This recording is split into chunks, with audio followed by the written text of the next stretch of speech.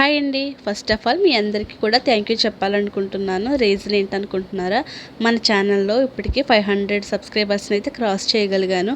అది ఓన్లీ మీ సపోర్ట్ వల్ల మాత్రమే అయ్యింది. ఈ సెలబ్రేషన్లో భాగంగా నేను ఈ లడ్డూని అయితే మీకు ఇంట్రడ్యూస్ చేయబోతున్నాను. చివరిలో దీనికి పేరు మీరే పెట్టాలి. లేట్ చేయకుండా ప్రాసెస్లోకి వెళ్ళిపోదాం.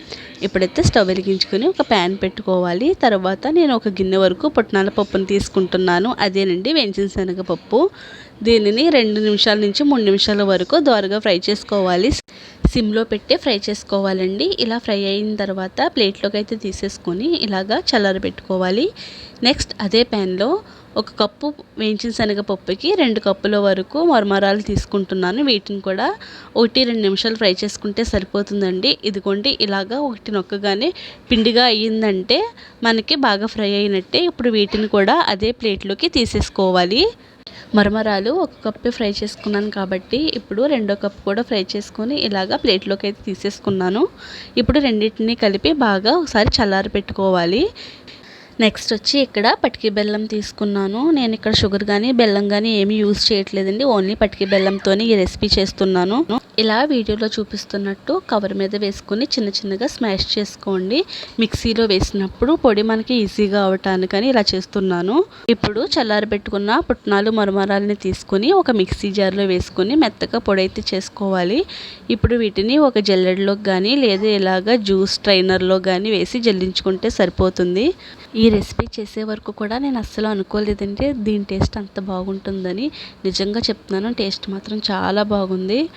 జల్లించేసుకున్న తర్వాత ఇలాగా పలుకులు లాంటివి ఉంటాయి కదండి. ఇప్పుడు వీటిని మిక్సీ జార్లోకి తీసుకుని 2వ బ్యాచ్లో మిక్సీ పట్టేటప్పుడు కూడా వేసి పొడి చేసుకుని మళ్ళీ జల్లించుకుంటే సరిపోతుంది.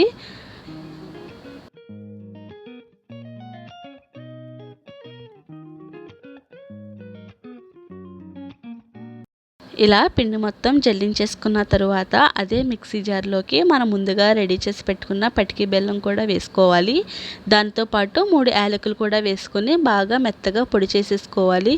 ఇప్పుడు ఆ పొడిని కూడా అదే పిండిలో జల్లెడలో వేసుకొని జల్లించేసుకోవాలి. దీనికి కొలతలేమీ అవసరం లేదండి. మన పటికి బెల్లం పొడి చేసుకున్న తర్వాత దానిలో కొంత భాగాన్ని పిండిలో వేసుకుని ఇలా జల్లించేసుకోవాలి. ఇప్పుడు మొత్తం అంతా కలిసేలాగా ఒకసారి కలిపేసుకొని మనకి స్వీట్ సరిపోయిందో లేదో అని కొంచెం నోట్లో వేసుకుంటే సరిపోతుందండి. ఒకవేళ స్వీట్ తక్కువ అనిపిస్తే మిగిలింది కూడా కలుపుకుంటే సరిపోతుంది. నెక్స్ట్ అయితే స్టవ్ వెలిగించుకొని ఇలాగా నెయ్యిని అయితే వేడి చేసుకోవాలి. ఇలా వేడి చేసుకున్న నెయ్యిని ఇప్పుడు కలిపి పెట్టుకున్న పిండిలో అయితే వేసుకుని ఒకసారి గరిటెతో కలుపుకొని వేడి తగ్గిన తర్వాత చేతితో ఒకసారి మెతిపేసుకోవాలి.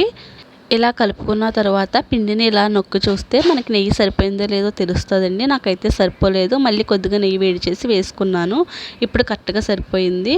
ఇలా కలిపేసుకున్న తర్వాత మనం లడ్డూలు ప్రిపేర్ చేసేసుకోవడమే. ప్రామిస్గా చెప్తున్నానండి, ఈ లడ్డూలు ఒక బయట తీసుకోగానే అలాగ వెన్నలా మెల్ట్ అయిపోయింది.